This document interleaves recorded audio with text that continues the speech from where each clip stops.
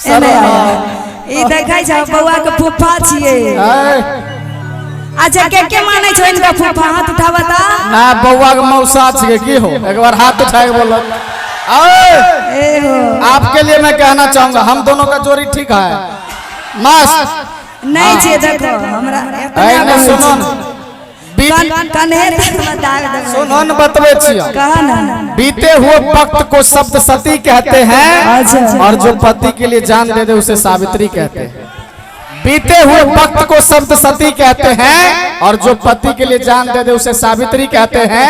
कितने अच्छे हैं यहाँ के लोग जो मुझे शंकर भगवान और उषा जी को पार्वती कहते हैं। तो एक बार सुनिए। हाँ ए हो शंकर भगवान हमरा कथी ले कहते? कोई अच्छा तोरा छै हमरा पार्वती कथी ले कहते? हाँ तो कहिया हमरा डोली फनाई कान लो तोर हम पत्नी बन जाई। कौन सी करी के? डोली फनाई कान लो मांग में सिंदूर ढर के। मांग में सिंदूर ढर के देखिए आप मांग में सिंदूर भरने वाला बहुत कम सिस्टम बचा है। अच्छा आप डायरेक्ट लोग जाके कोर्ट मैरिज करता है नहीं तो मंदिर में बिहा करता है। अच्छा कौन कौन मैरिज के बारे में आप लोग जानते हैं बताइए? Court marriage, love marriage. अच्छा कोर्ट मैरिज, लव मैरिज और चोट मैरिज के बारे में सुने हैं? नहीं सुने। देखिए गलत बात नहीं है मैं बता रहा हूँ। चोट मैरिज किसको कहता है? कहीं लड़का लड़की पकड़ा गए पहले उनको पूरा पीटता है उसके बाद बिहा करवाता है, उसी को कहता है चोट मैरिज। पहले मार खाओ फिर बिहा करो। कभी चोट मैरिज करना चलिए और अच्छा लगा तो एक बार जोरदार ताली। जोरदार राजा बोतल में भर के सुनिएगा। अरे सैया जी दिलवा मांगले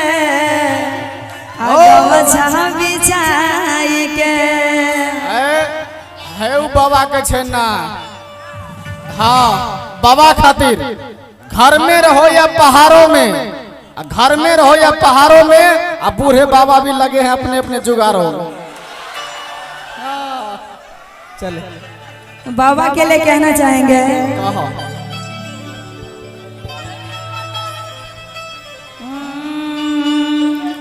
कि यार काहे कटकी निहारा तनी चोली, निहारा तनी चोली, निहारा तनी चोली।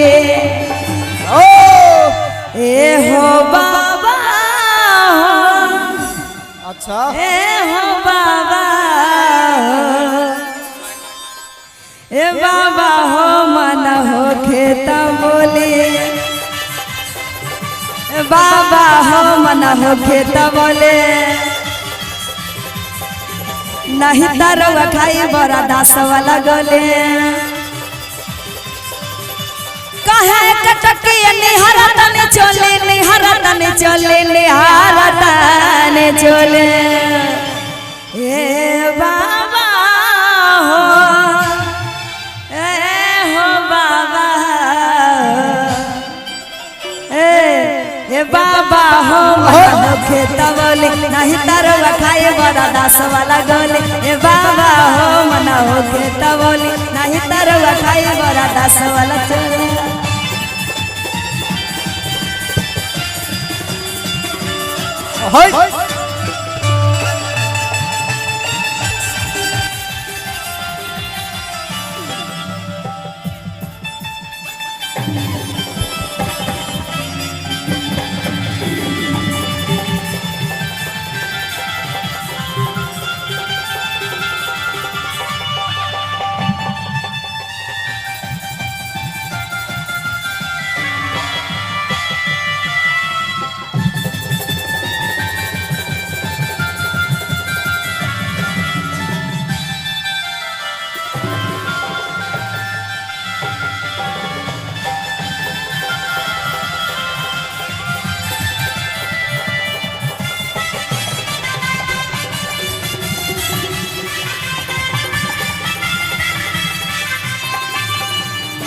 और कहना है छाती पर बानी रहुआ राइफल भी रवले रहुआ सामान हकी रे डेरवले।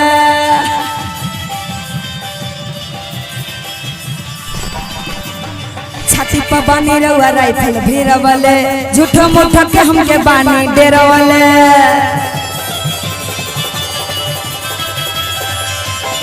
एक मिनट अरे रउए समान लगाई जनी बोली जरा इधर देख के लगाई जनी बोली लगाई जनी बोली जियो ये कबूतर नीचे चढ़बू की ऊपर आए है अरे बाबा हो हो बाबा हो मन नहीं के का हो ए बाबा हो मन हो के तो बोले नहीं तरवा खाई बड़ा दस वाला गोले कहे कटके निहरतनी चले निहरतनी चले निहरतनी चले ए बाबा हो ए हो बाबा हो लास्ट लाइन ए बाबा हो मन हो तवले नहीं तरवा खाई बड़ा दस वाला गोले ए बाबा हो मन हो तबोले नहीं तरवा खाई बड़ा दस वाला गोले नहीं तरवा खाई बड़ा दस वाला गोले नहीं तरवा खाई बड़ा दस वाला गोले नहीं तरवा खाई बड़ा दस वाला गोले हाँ